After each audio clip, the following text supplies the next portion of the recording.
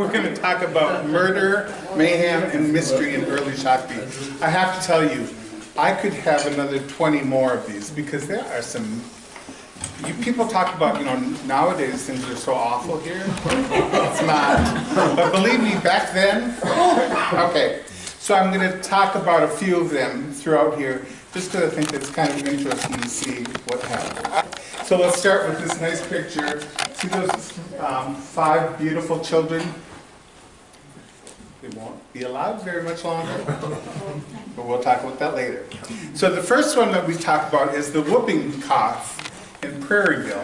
Remember Shakopee, before it was named Shakopee, it had all those other names, and one of the names that it took was Prairieville.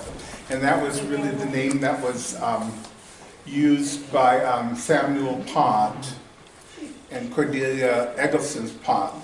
But at the time, remember that in Shakopee, this is 1847, we know that in 1844, the Faribault, Oliver Faribault and Wankinyankia, the two of them moved to Shakopee.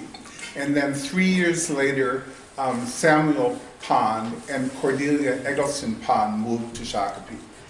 But they weren't there by themselves. There were already 600 Dakota Indians living here. And they were living here since about 1690. First on the other side of the river, the north side of the river, and then onto the south side of the river. And of those 600 people who were living here, it turns out that in the spring of 1847, 30 Dakota children, mostly infants, died of whooping cough. Which must have been awful. Was that brought over from Europe? Or? Yeah, they believe it probably came from the people who were moving in the area, is what they believe. We know that whooping cough, some of you may remember even growing up a little bit about whooping cough. I remember, okay. It's spread when you are coughing or you're sneezing or talking, actually can spread it. They start, this coughing, and the coughing is so, it's almost like a whooping cough from it sound. And I think that's interesting because often people say, well, how come, the Indians, if there were so many of them, why aren't there all, like double, triple, so many right away? But they know that so many died as infants. Mostly from disease, most of it that coming from the white people. Okay. And so here's your little thing here, okay. You have to decide on your little thing here if that was bad, really bad, really, really bad, or the worst. And you just need to hold out which one you think, just hold it on up. And let's see. We're looking just above. I'm just getting a feeling of where we are on this. Show them tell. Interesting. And really, I don't, I'm just doing it because it's kind of interesting to see what people say. Okay, here's the next one. This was in 1855. Old Jenk is what they called her, and the Ho-Chunk Indians. And the Ho-Chunk Indians moved here as they were moving on to a reservation, and they're here for a short time. Some people called them the Winnebago Indians. But they came here in May 31st, 1855. They moved from one area, moving towards here, and it ended up there were about 1,500 of them living and camping in the Minnesota River area near Shakopee. Okay, so there are a lot of people there. Okay, and some of them, of course, would come to town. The town was pretty small, and some of them got drunk.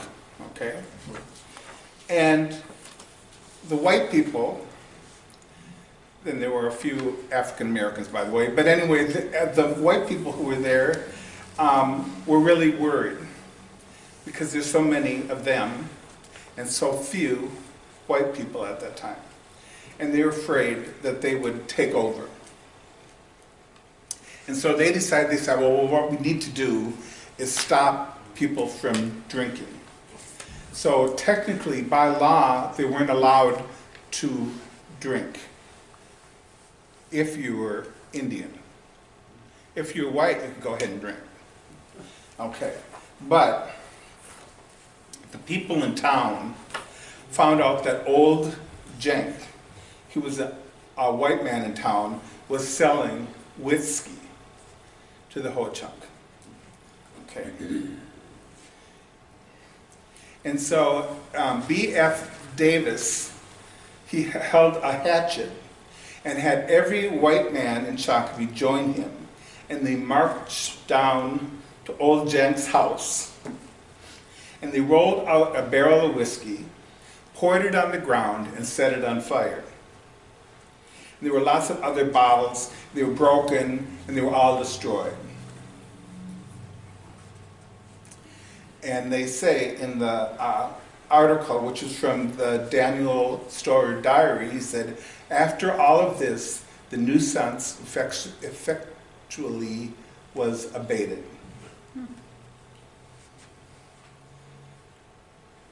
Now, was that bad?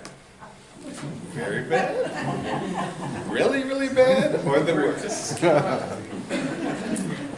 We're keeping track of who's voting. I know we should. We actually should look down because it's kind of interesting. Most people say, most people are like, this one, whatever. You know, hey, living in Shakopee in the 1920s, it was pretty even more common, so. All right. The next one in 1856, the death of the first doctor here in Shakopee. The doctor who lived here was Frederick Ripley. Believe it or not. And believe it or not, exactly. And we know that at one point they decided to go out, they were going to Forest City, I think, for getting supplies. This was in 1856. And they were halfway there, okay, when they lost the road. It was stormy or whatever. And they wandered around, and then they just couldn't find out the way back, okay? And Dr. Ripley said he just gave out. He gave up, okay. Now his friend, McClellan, persevered, and he found an unoccupied cabin. He spent 16 days in the cabin with only a pound of cheese and a quart of rice to live on. They also said that his hands and his feet were badly frozen and had to be cut off. The doctor was no more. The doctor, he was about 28 years old. He was from New York. We never found his body. And they believe that probably the wolves devoured him. They said that the doctor was supposed to be married and that his poor lady was really depressed after when he was not found, I guess. In other words, he needed a doctor. Okay. They said that McClellan, they said he had a hard time keeping the wolves off of him while in the cabin. And it just happened that two men on an expedition stopped by the cabin, found him. And of course, they got warmed, the physician warm yourself, they say. So again, that poor doctor, is that bad? Really bad? Really, really bad? Or the worst? It kind of depends if you are the doctor or not, I suppose, but okay. Luckily for Shakopee that they ended up getting more doctors, they ended up having several other doctors in town. Okay. Here's another one. This is in Louisville Township, which is near Shakopee and soon will probably be part of Shakopee. This was in 1869.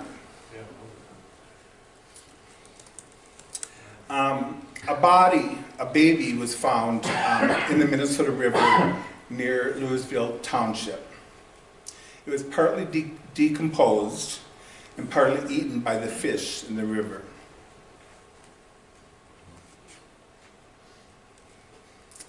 The coroner, which was Herman Strunk at that time, held an inquest, and the body found was fully developed and was born alive.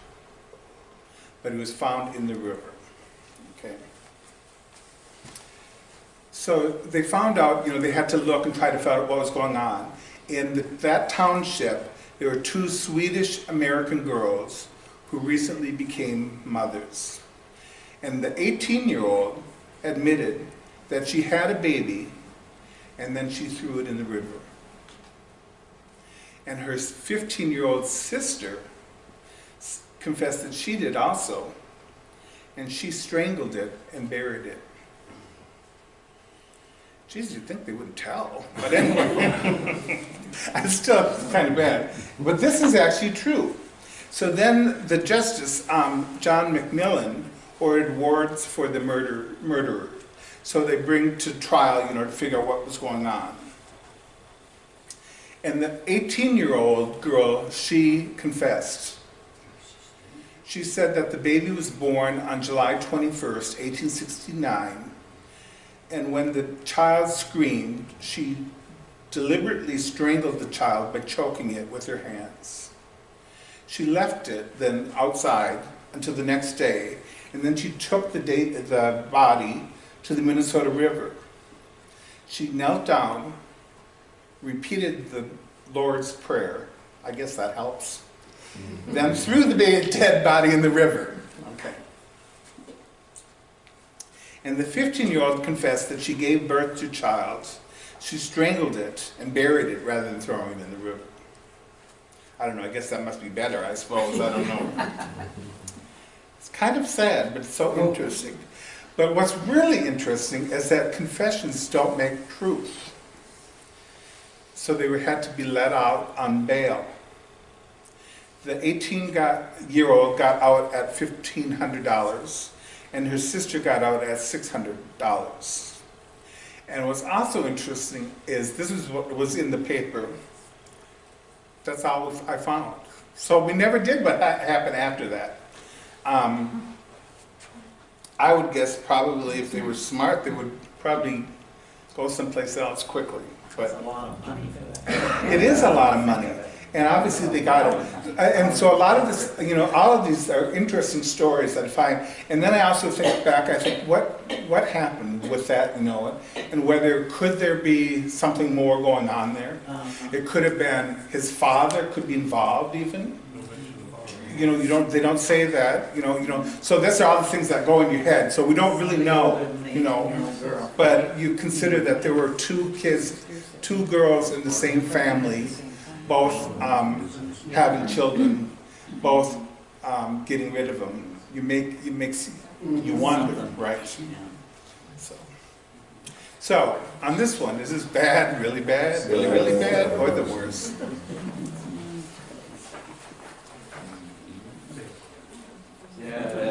I'm looking around because some of you don't have your things up, so I don't even know if you're true or not. You believe it or not? All right. All right, here's the next one. This is in 1873, the departure of Mrs. Howe. What was the population of Shakopee in that, about that? I have the list, but I can't remember. Now, this is in 1857. I'm guessing it's probably around 900. Yeah, between 54 to 57 was a big increase. I'm not sure if that's correct, so if you know different, let me know. Anybody? But I'm guessing it's about 900 at that time. Okay. David Lennox Howe moved to Shakopee in May of 1857, and he opened a drugstore. It's interesting because he married Mary Sherrard. Mary Sherrard had a house on what used to be First National Bank of Shakopee in downtown, that now was became the city hall, and now it's not a city hall, now they moved, you know. So you know which one I'm talking about? So it's on Home Street and Second Avenue, okay. It used to be a big, beautiful house. Later it became a hospital, then it became a club at some time, and then it became the first hospital in Shakopee. And then it eventually was tore down and it became then the City Hall, First National Bank, okay. But they had a big, beautiful house, and the Sherrards were rich. Dr. Howe was rich because he married Mary Sherrard.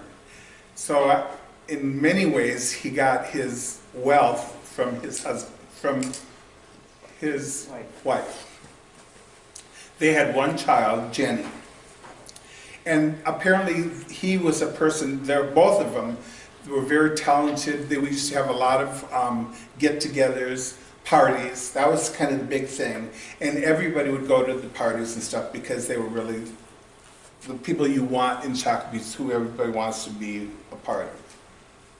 And it's also because in 1872, there was a machine shop of the railroad here, and they got a fire that happened there.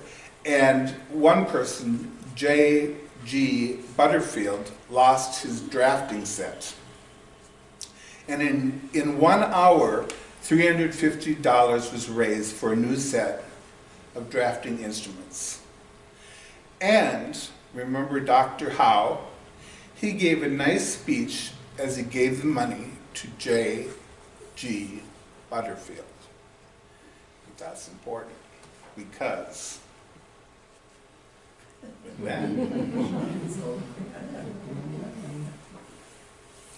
Mary Sherrod Howe, the wife, okay, went to visit friends in Stillwater.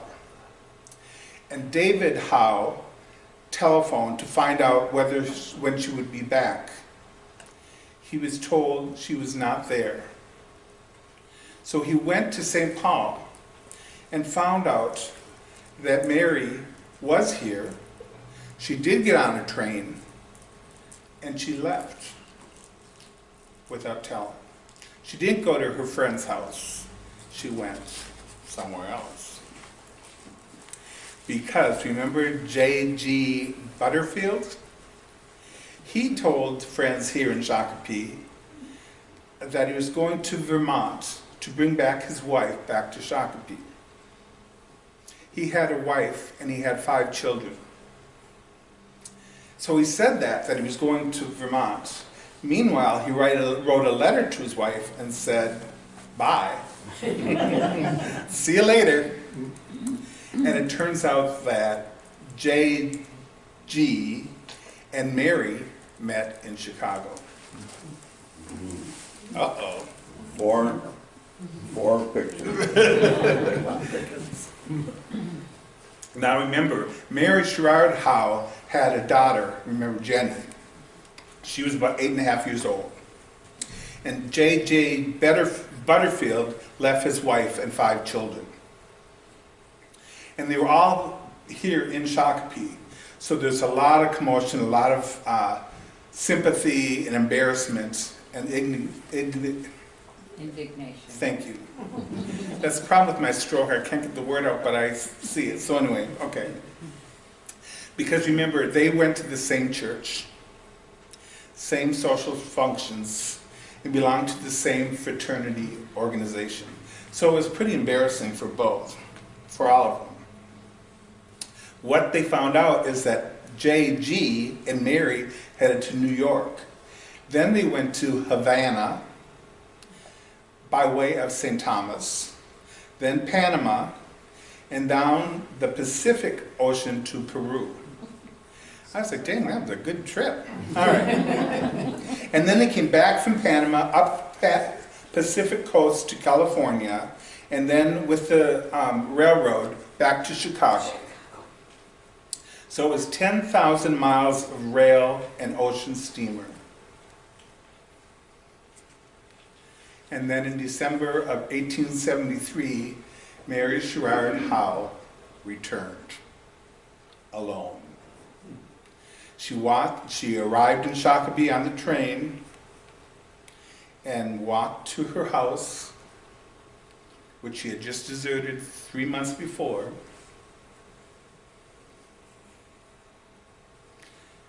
And J.G. Butterfield arrived a few days later. So it's interesting because at the time, and this was a big thing in the paper, because there's a lot of discussion about this whole thing of what had happened and what happened. And so they would ask, and he would not tell where they'd been or what was going on. And of course, J.J. Butterfield and his wife, who obviously took him back, left from Shakopee a short time later. Left is your address. It's also interesting because David Leonard Howe then accepted, they went on with their life.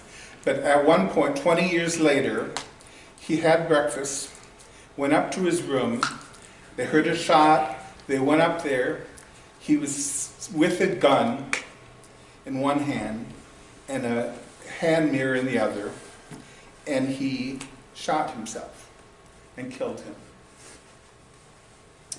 They say, then there's, of course, a lot of discussions, well, why, is tie into what happened 20 years before, it's hard to say, but we do know that, they know that the financial affairs, he was part of the bank here in Shakopee. He was also aggravated by whiskey, morphine, and the Keeley cure, which is a way where they're trying to stop them from drinking and drugs, caused the suicide.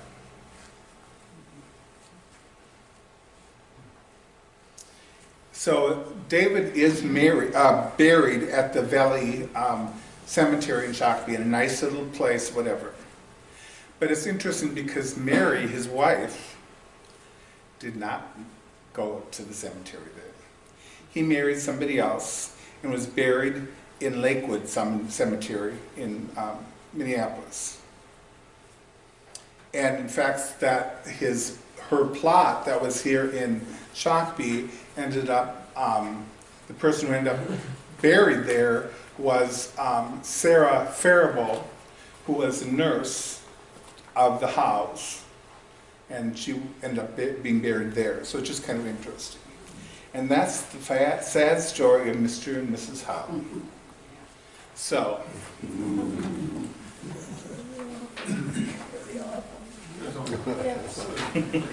quite an interesting display of just I guess it depends if you've had the experience before or not or something. All right. Is that the Shakopee Inquirer? Exactly. The newspaper was full of that. I believe that it was that was a big part too, because I think the papers, there were two papers and they were kind of competing.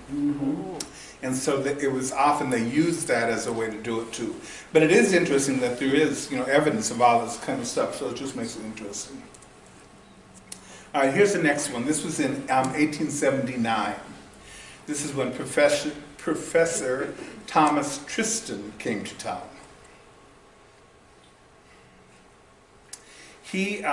Thomas and his wife Teresa came to Shakopee in the late summer of 1878. And he was a really popular teacher at the public school here in Shakopee. And again, the two of them were very popular as a couple also. But then the rumors started.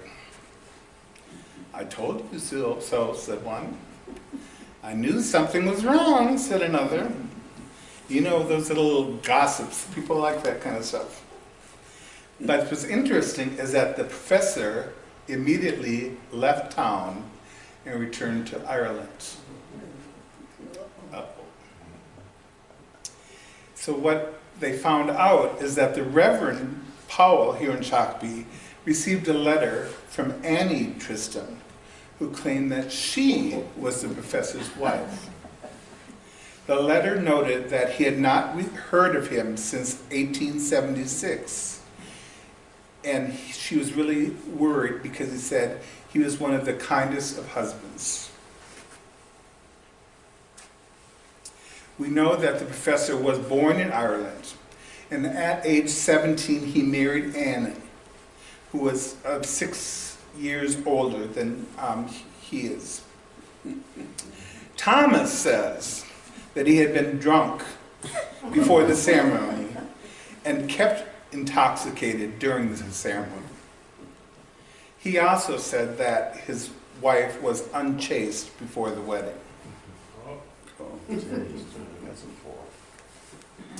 They had 4 children, but Thomas was unhappy, and so he escaped by moving to the United States without his wife and 4 children.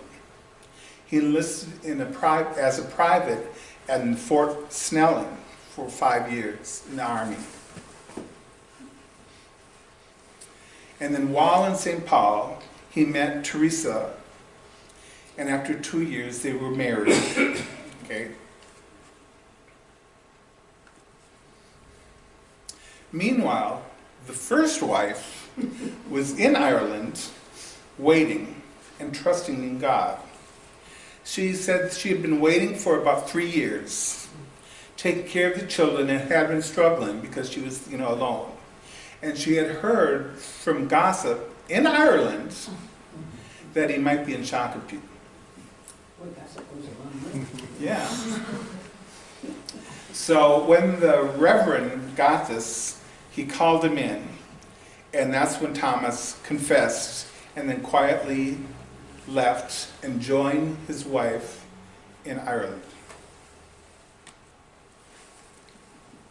The second wife was left to pick up the pieces. According to the Argus, Shakopee, it said Teresa was terribly wronged, yet she trusts the man who so wronged her. She had forgiven him and refused to prosecute. That wouldn't be me. All right. And the Argus said Thomas Tristan was a villain, a rascal, and a man deserving to spend his remaining years in prison. But it didn't happen. Yeah.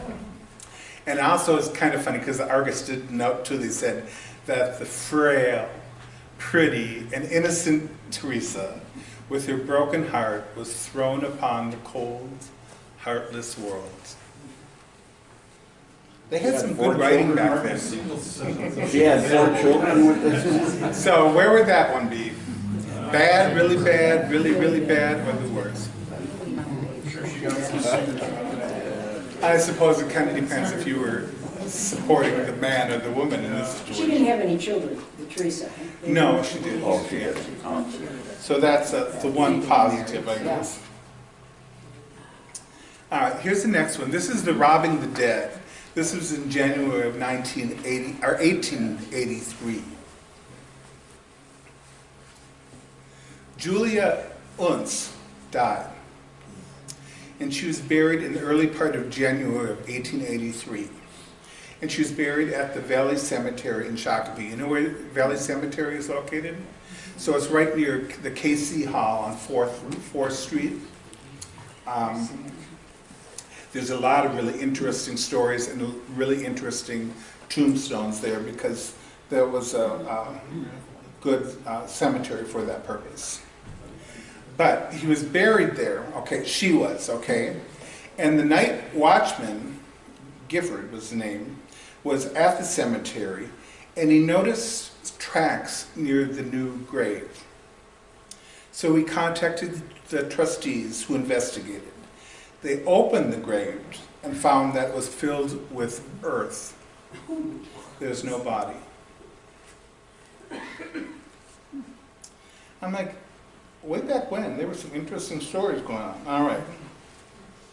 Now, Gifford said that he saw tracks of 3 men, and they were wearing either moccasins or stocking feet. And he felt that they drove into the field adjoining the cemetery in a single horse hitched to a bobsled. and they were accompanied by a large, heavy dog.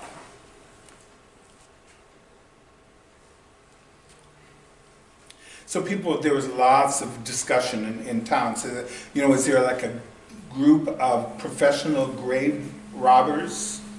Because that was something that really did happen at that time, because many people who were having medical colleges, they needed to have bodies to show things.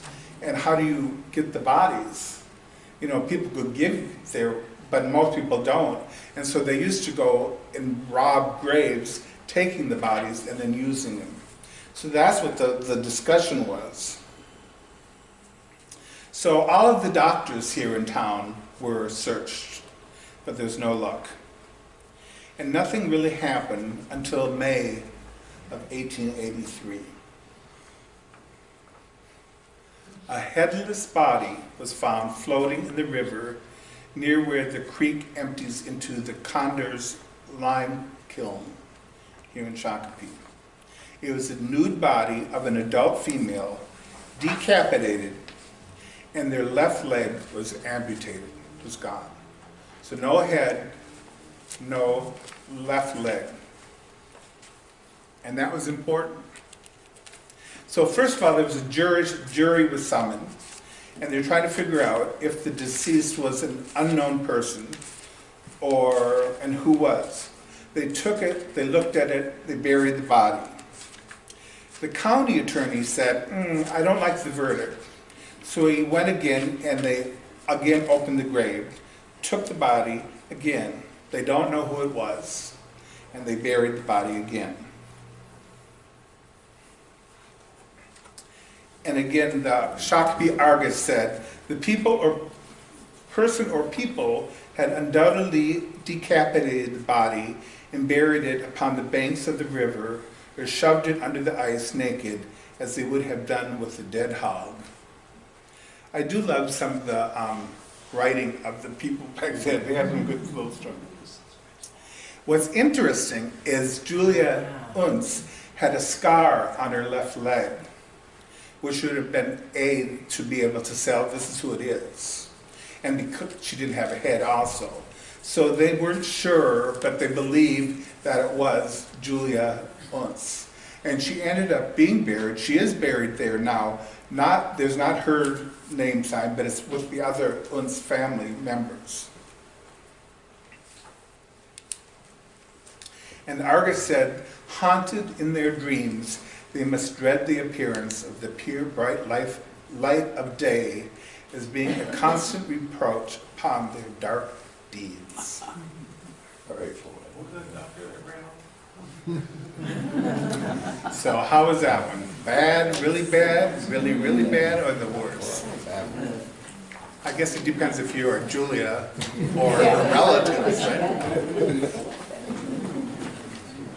Was there some issues that the church didn't like when they used dead bodies to practice on for? Oh yeah, I mean that's another thing. It's also even way back when, for example, when the Dakota Indians that were hung, when they buried them right near the river there, people would take like the Mayo, the person who started the Mayo Clinic.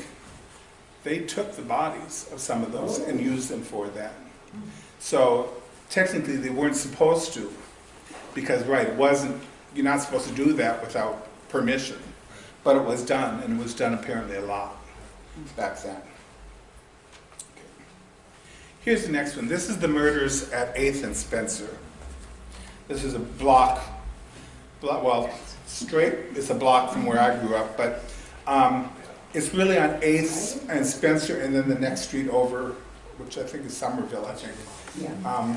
And it's really right in the middle of that block is where it would be, but just, I would say 8th and Spencer, because I used to tell this story to my nieces and nephews. This is a story in 1890. I tell them, but then I got in trouble from my brothers and sisters because they said the kids wouldn't sleep at night. I think that's part of the fun. Okay, we do know there was a man named John Spearman. Spearman, I think that's the thing. He was born in Ireland. And he moved to Canada and then to Minnesota. And he married Johanna O'Brien. Okay? And they got married in America. And this is actually a picture of John and Johanna and their first 3 children, which is Maggie, William, and John. Okay.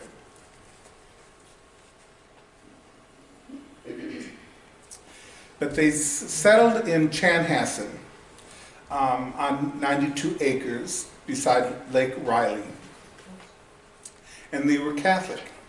And they, even though they were settled in Chanhassen, they, went to church at both St. Mark's and at St. Mary's. And Johanna was baptized in 1872 by Father Goring, I think that's the way you say that. The Spearmans had 11 children, okay?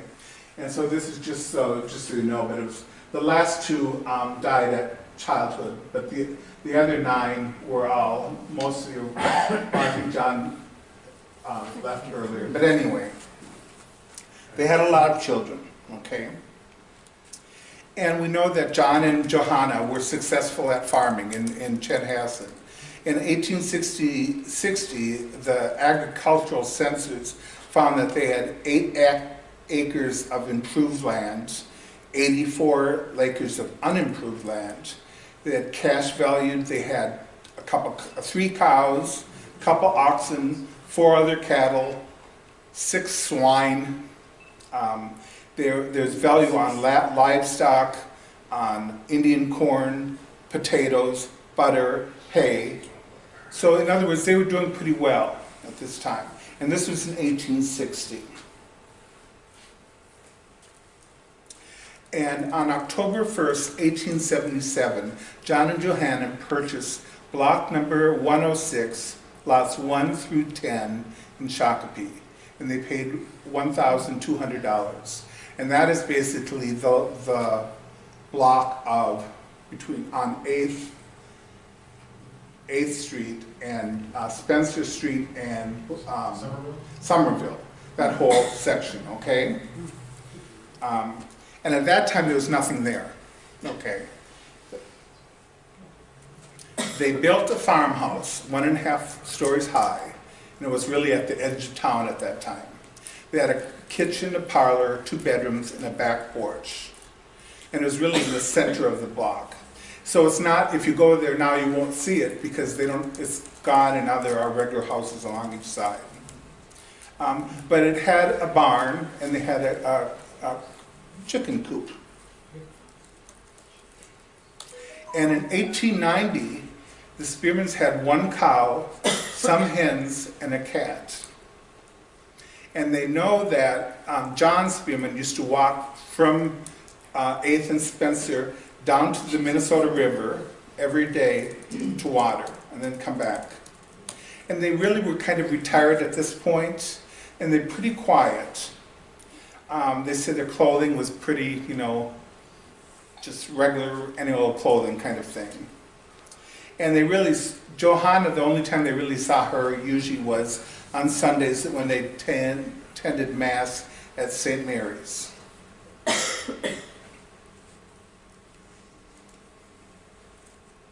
And John Spearman, they said he paid all of his purchase in cash. Okay? That's what they describe of them at this point. But their child, one of their child, Anne Spearman, Russell Lynch eventually became, that's the oldest child. She was widowed in 1880 and she was living in California. She moved back to Shakopee with their 3 children and stayed with the parents. And Georgie, who was the 2-year-old at that time, was really loved by the grandparents. And so when Anne decided to move to Minneapolis to marry again, Georgie stayed with Shakopee. And he helped. And they said he was really good because the parents weren't able to write or read, but the child could, so he would do some of the writing and stuff like that. And George was an altar boy at St. Mary's. But on one Sunday in 1890, he was not there at Mass.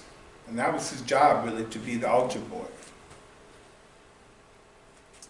So the church members went to their house, and they looked in the window and they saw John Spearman. He was sitting in front of in the kitchen with a bullet head in the back of his head. And they looked around inside then, and they found that Johanna was killed. And then they looked upstairs, and George, who was 12 years old at that time, was dead beneath a bed upstairs. Now, you can imagine that was a big discussion in Shakopee, I'm sure. They found that there was no evidence other than he was sitting there with a deposit slip and stuff that was there. It was clear it was not a robbery. And in fact, the murder had taken place several days ago. And the reason is because the famished cat had eaten several of the grandparents' fingers. Ugh. Okay.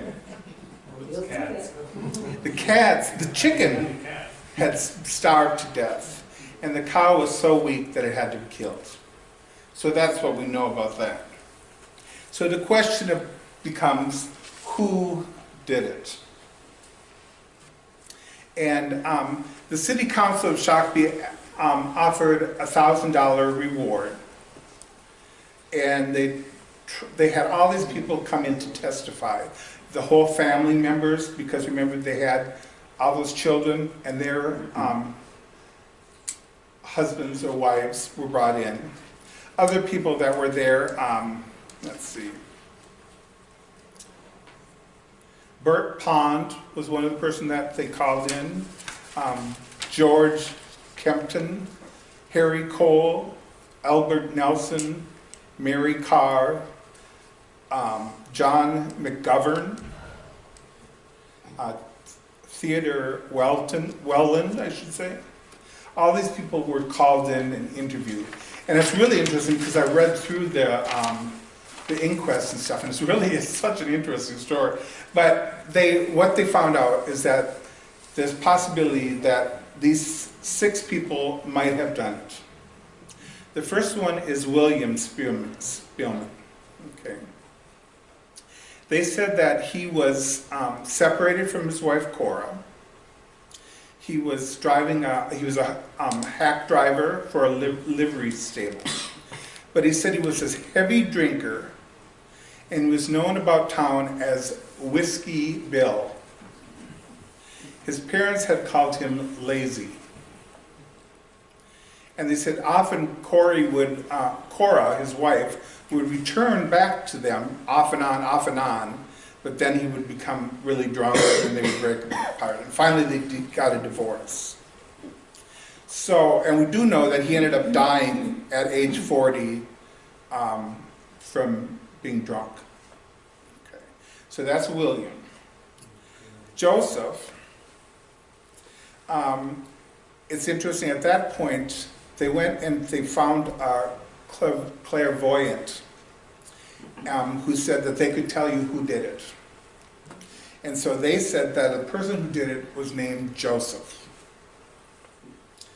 And he said he had a badly mutilated finger on one hand. And he also said that this woman said that the murder would be solved by March of 1891. It wasn't. All right. Mr. Farr was the next one that said, the granddaughter said she remembered there was a young man that used to, help around the house all the time. They thought maybe, I don't know, I think he may have been a person. He said he kind of acted funny. And he was gone from the neighborhood. But they never found out who he was, except that his last name was Farr. The next person was O.S. Brown. He was called Red Brown, I guess because he had red hair. He lived across the street from Spearman's. And they said they had a wooden fence, and they took some wood from Spearman's and never paid it back. And they had kind of a fight between them. And at one point he said, according to William Spearman, O.S. Brown said he will kill Spearman or something like that. Okay, I don't know if that was not. All right. The next one that they mentioned were the two men with the overcoat and a buffalo robe. And this one I just think it's just funny that they asked different people who were there, and somebody, William Hullett, said that the two men drove past his house in Shakopee towards Shakopee. And one had a buffalo robe on, and the other one had an overcoat. He said the men were intoxicated, and they had a very good horse. And they know specifically that it happened on Sunday morning, December 14th, between 6 and 7 a.m. And it's also interesting because William Spearman had a buffalo coat and a black hat. And finally, William Carr, who was a servant in the Wilder's house here in Shakopee, was walking to his parents' or mother's house at 9:30 at night. She met a person between the church, which I think is St. Mark's Church. Okay, he was walking, and he said it was a man who was dressed in women's clothing, but looked like a man. He walked fast to her left, going in the opposite direction. The dress, shawl, and hat were black. It was a clear night. He was a slender person with a very heavy step. So who did it? We really don't know. We do believe, most people believe, that was probably William Spearman, the son. That's what they think, but there really is no real evidence, and he was never arrested. Okay, and we do know that there was a big funeral for the triple murder, and that at St. Mary's, they were buried at the Catholic cemetery. It's interesting when they look, there's no evidence that says a death certificate. There was nothing there. And they think that it was so much sensation that nobody actually wrote down the things that they needed. And you can actually go up at the grave. I actually went and took this picture. It's up at the Catholic cemetery. So, bad, really bad, really, really bad, or the worst? What's your cat? I think the cat is the one that puts me down. But that's just me. There's something about that, and that they actually explain the whole thing in several. There were articles both in Shakopee but also in Minneapolis, St. Paul, because this was a big case, you know. Tumbling. This is a quick one, but in 1891, Fred Greenwood of Eden Prairie was in Shakopee. He got drunk. He started back home. Somehow he turned around and tumbled down the embankment south of the bridge and killed himself.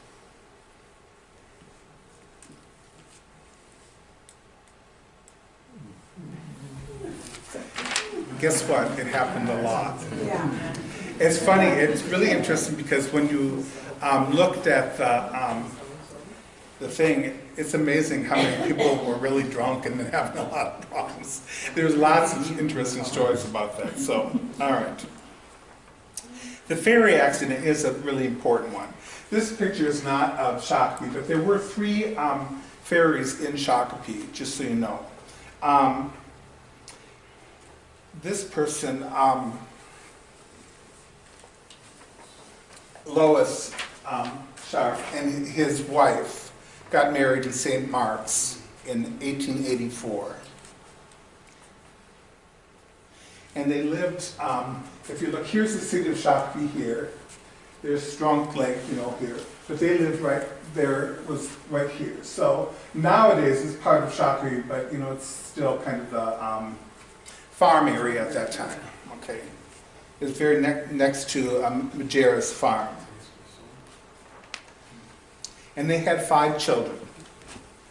The children were, I just love these children, Mary Catherine, Anna Catherine, Joseph Henry, William John, and Mary Elizabeth.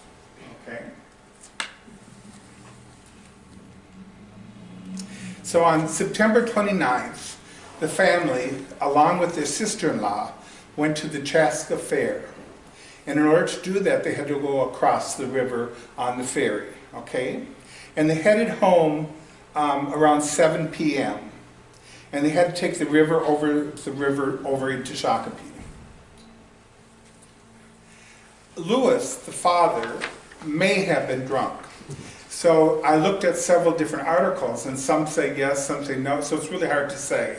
But they do know that he was driving very fast. And about a block from the river, this person from the oil company said he told them to slow down. So it was clear that he was going fast. But he continued to drive fast, whipping his horses furiously. The horse was really prancing and jumping, and they started running down the bank toward the ferry. Lewis tried to control them, but they rushed down, broke the in-gate there, and the horses, the wagon, and all of the occupants headed in the cold and angry river, The ferryman, whose name was Chris, we don't know his last name, he rushed to the scene, but he could only see Louis, clinging to the wagon box and crying for help. So a boat was rowed out. One paper notice said he was too under the influence of liquor to realize what happened. And they had to search for the bodies. The horses and wagon were found on the bottom of the river at the end of the ferry in about 15 feet of water. And the body of his wife, Elizabeth, her sister, and the 5 children were found in about 15 feet of water. And they said the undertaker, it was just really hard because you suddenly had 7 people who were killed, or died, killed or not. Okay, so Louis was arrested, and they had an inquest. And the verdict was that it just happened by accidental drowning. So technically, he was set free. And so the sheriff let him go. What's also interesting is that he then moved in to his wife's parents' house, as in the parents of the ones who just were killed, until he married somebody else later. And they actually had 4 more children. So, was that bad, really bad, really, really bad, or worse?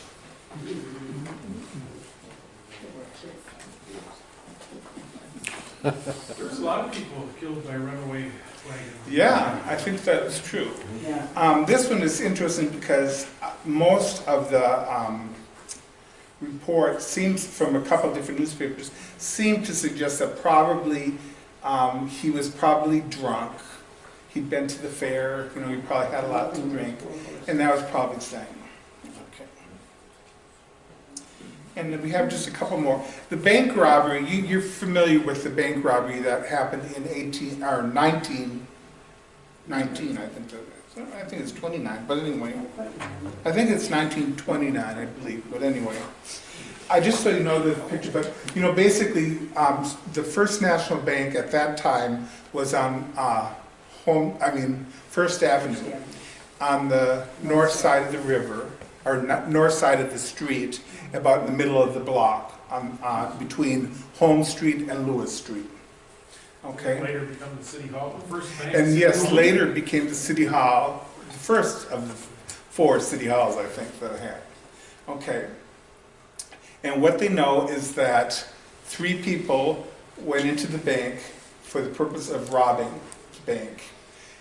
it was pretty common all over the place. But anyway, this time, they knew ahead of time that this might be happening. And so they kind of had a plan. But what's really interesting is that Charles Manage, I can't say his last name, so I shouldn't even read it. Yeah, it sounds good for you, but when I say it, it works out. I don't know why, it just doesn't come out of my mouth. But anyway, he was a member, he was part of in the Civil War. He did a lot of things like that. But he's also living at the Faribault cabin, which then eventually went into the Landing. But it's interesting that he was like, I think 80, at this time I think he was about 82 years old. But he still went downtown. Well, he actually dropped off his grandchildren at school, and then he would go downtown Shakopee. And he always went with a horse and wagon, even though there were now cars at that time also. Okay. So he's heading down there, okay, and he noticed that these people were robbing the bank. So when he realized it, he went up Lewis Street and yelled out, with the top of his voice, he yelled out, "The bank is being robbed, get your guns." And he yelled it out, and all the people who lived in that area all grabbed their guns and headed downtown. And they said it was kind of like, he was like the Paul Revere of Shakopee, because he stayed there, even there was this shooting going on all over the place. He continued there, letting people know to come down. In fact, it was so important that eventually they had a parade, and he was the Grand Marshal or whatever because of this. So because of the shout-outs, rifles were there, and they ended up catching, I want to say one was killed, but I think 3 of them were all captured. I think one was killed. I would say one was And they had set it up, the bank, they had got word of this, and so they had staked out the bank.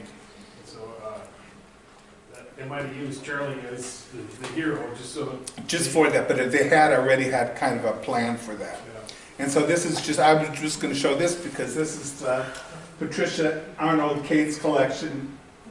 That's him, not too far before he died. And the reason I emphasize this again is that the idea we talked about earlier, if you have old photos, it'd be great to give us to make copies, and then we will return them, so that we have that part of the history. Oh, and so just so you know, it was right, the bank was here, and that's the Strunk building at that time. So this again is on the north side of, right now it's apartments. River City Center. Yeah, okay, just so you know where you are.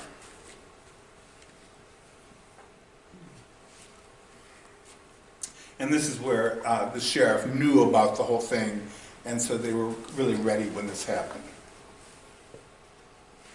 And they were caught. No one in Shakopee was hurt, but a lot of the cars on First Avenue were shot at, and several cars had flat tires. So where is that one? I guess you look at whether it was a good thing or a bad thing. It ended up being good for Shakopee because they did it.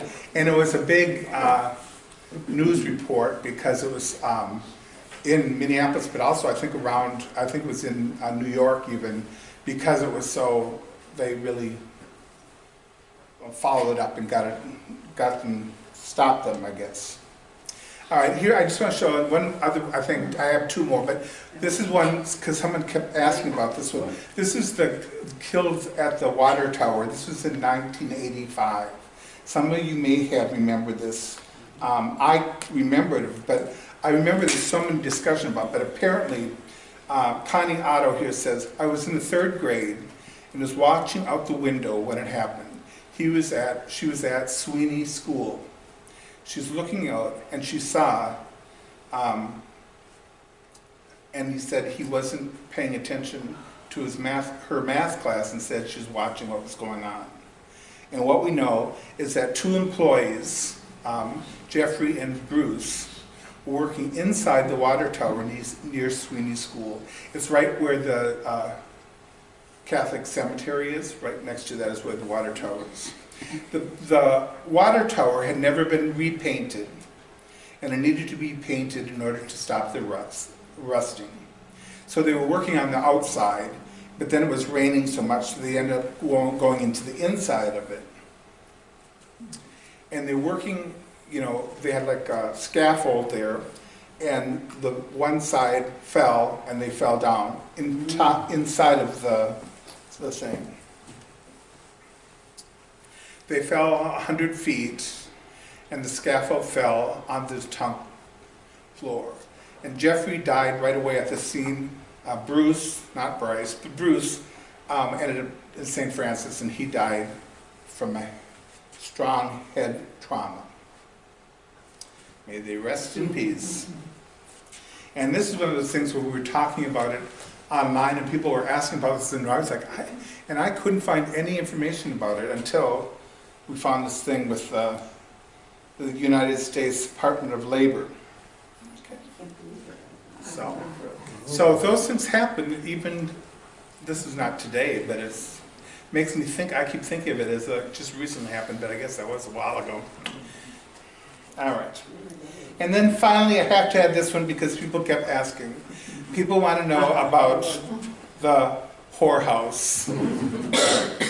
I'm sure there's more than one at different times, and I don't know what they have now. But I will let you know that this house, which is now on 4th Avenue, was on 1st Avenue. And the house had, I think, 27 rooms. That makes you kind of wonder right there, right? But we know that it probably was a whorehouse because when they were moving it, they moved it to 4th Street and they were repairing it. When they took off the window or the ceiling, all these condoms came flying down. Anyway, they believe this was the one. So it's now here in Chakri, but just add that so that So a people keep little asking. other piece of history, this was, Cole Van Horn moved this house from 1st Avenue, and he gave one of the first Heritage Society talks. Oh, And he talked about remodeling the house. It was a doctor's house to begin with. And that's why it had some rooms downstairs for a doctor to take care of things. And then eventually it changed hands and went to other things. But so he was talking about, he didn't realize the history on the house. And he was talking about tearing down the ceiling and the condoms falling out. And then, if any of you know Betty Doles, she got up from the back of the room and says, "That's because that was a whorehouse." Little Heritage Society history there too. So, It's awesome, yeah. I worked in that house to do some repairs on drywall, and I never heard the word when it was. But I remember the whole now. It's interesting. Yeah. It's also interesting because you talk to a lot of older people here in Shakopee, and you talk about way back, what you remember from back, and like the whorehouse. And when you talk to a lot of people, they don't want to say this. But it's same like when they talk about the little Chicago, you know, Shakopee in the 20s and 30s. People don't want, they know very specific things, but they don't want to tell it because, you know, it's like people they know. not enough people. And I keep trying to say, but you don't understand. But if you're gone, no one will know. And this is kind of an interesting part of history. And you know, Shakopee, you know, when it was starting, and even, well, when you look, when Thomas Holmes, when he came here, and then people were moving in, it was mostly men who were here.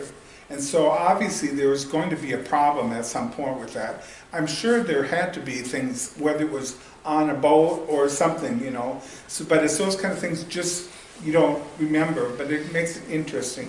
It makes it an interesting part of history. Luckily, this family don't mind that we mention this thing. You drive by on 4th Street, you'll see it. But It's a beautiful house. and it's a beautiful house, One of the yes. nicest. And that lot was. And it used to be way back, it was the doctor's house, and it was very nice too. So the railroad actually went through it, and that's why that lot was available Yeah. for that site. Oh, that's right, it kept through there, didn't it? Yeah. Oh, that really? So where would you put this one? Oh, It doesn't really matter. oh. Okay. And so those are a few stories about some of the murder, mystery, and mayhem that was happening in Shakopee. And there are more, and those kind of stories are fun to learn and talk about because it is part of the history of Shakopee now as well as Shakopee then.